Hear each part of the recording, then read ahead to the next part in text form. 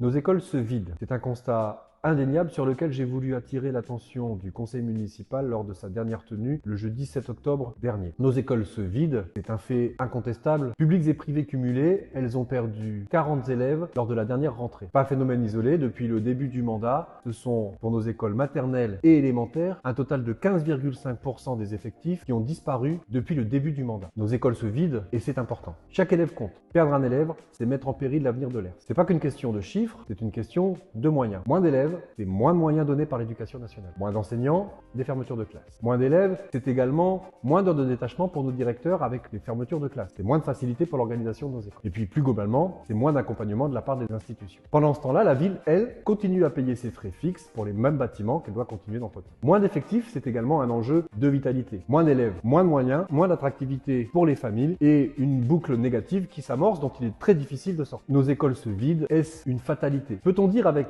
Carmelo Furnari, l'adjoint aux écoles sur ce dernier mandat, que l'on peut atténuer le phénomène en prétextant qu'il est partout pareil en France? Je ne le pense pas. D'abord parce que 2022 et l'analyse des besoins sociaux qu'a mené les services, on sait, j'ouvre les guillemets, que le phénomène de vieillissement est particulièrement présent à l'ERS et plus qu'ailleurs. Ensuite, les chiffres de la dernière rentrée en témoignent. Sur les écoles primaires, maternelles plus élémentaires, au plan national, c'est moins 1,5% des effectifs. Au plan départemental, c'est moins 2,5%.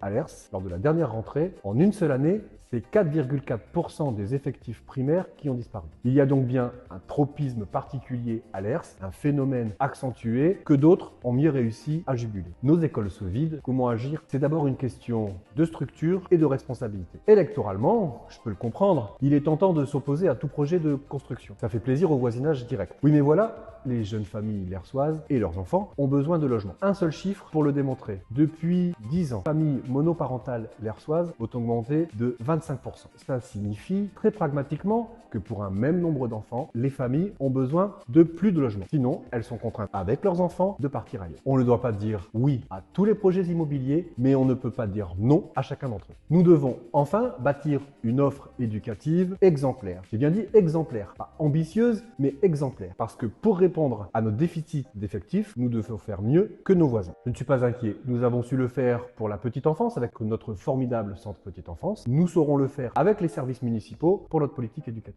En simplifiant les procédures d'inscription, en assouplissant les modalités de réservation de nos services périscolaires, en ramenant les tarifs de ces mêmes services périscolaires de première nécessité à des coûts qui soient à nouveau abordables pour nos familles, en facilitant le travail des enseignants pour la réussite éducative de chaque élève, en favorisant enfin l'écoute constructive des parents d'élèves sans les culpabiliser. Vous voyez, il y a beaucoup de chantiers à mener sur cette question sur le prochain mandat. Mais franchement, y a-t-il plus beau projet, y a-t-il plus belle ambition que la réussite éducative de nos enfants et la vitalité de notre belle ville à la campagne?